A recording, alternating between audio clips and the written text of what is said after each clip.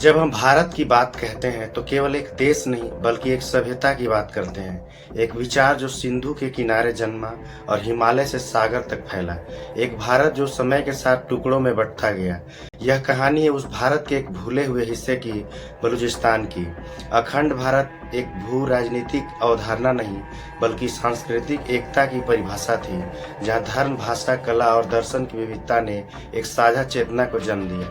महाभारत और पुराणों में जिस भारतवर्ष की बात की गई है उसमें कंधार, बलूचिस्तान और तक्षशिला शामिल थे। बौद्ध, वैदिक और हिंदू परंपराएं इन इलाकों में फैली हुई थी। यह अखंड भारत न केवल विचारों में अखंड था बल्कि दिलों में एकता भी थी। बलूचिस्तान सिंधु घाटी से भी पुरानी मेहरगढ़ सभ्यता का घर, एक ऐसी धरती जहां सभ्यता ने पहली बार कृषि, वास्तुकला और व्यापार के बीज बोए। यहाँ से भारत और मध्य एशिया के बीच व्यापारिक मार्ग चलते थे। बलूच लोग खुद को आर्य और ईरानी मूल से जोड़ते हैं, लेकिन उनकी सांस्कृतिक जड़ें सिंधु घाटी की शाखाओं से पोषित हुई है।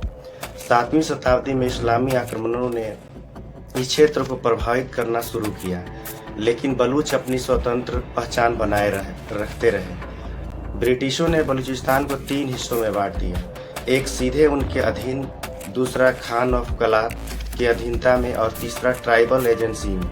यह वही नीति थी, बांटो और राज करो।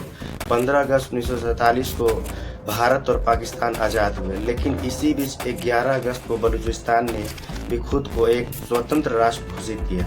खान ऑफ कलात ने पाकिस्तान में शामिल होने से इनकार कर दिया, लेकिन मार्च 1948 में पाकिस्तान ने बलूचिस्तान को बलपूर्वक अपने में मिला लिया, जो पाकिस्तान के कुल क्षेत्र का 44% है।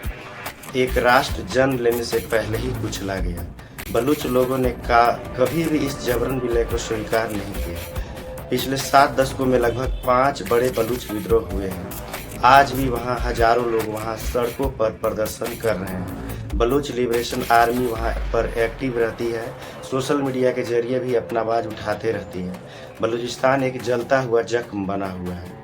आज बलूचिस्तान पाकिस्तान का सबसे बड़ा पर सबसे उपेक्षित प्रांत है।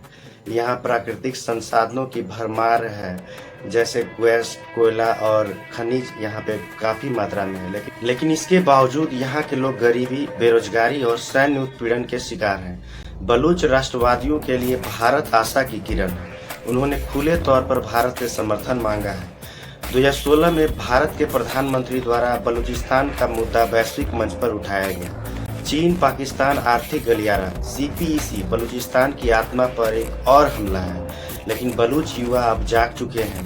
वे शिक्षा, संस्कृति और अस्मिता के रास्ते लड़ाई लड़ रहे हैं, और शायद एक दिन फिर यह भूला हुआ हिस्सा उस सांस्कृतिक से जुड़ेगा जिससे यह कभी अलग नहीं था। ये वीडियो कैसा लगा कमेंट करके जरूर बताइएगा। चैनल को सब्सक्राइब जरूर कीजिएगा। धन्यवाद।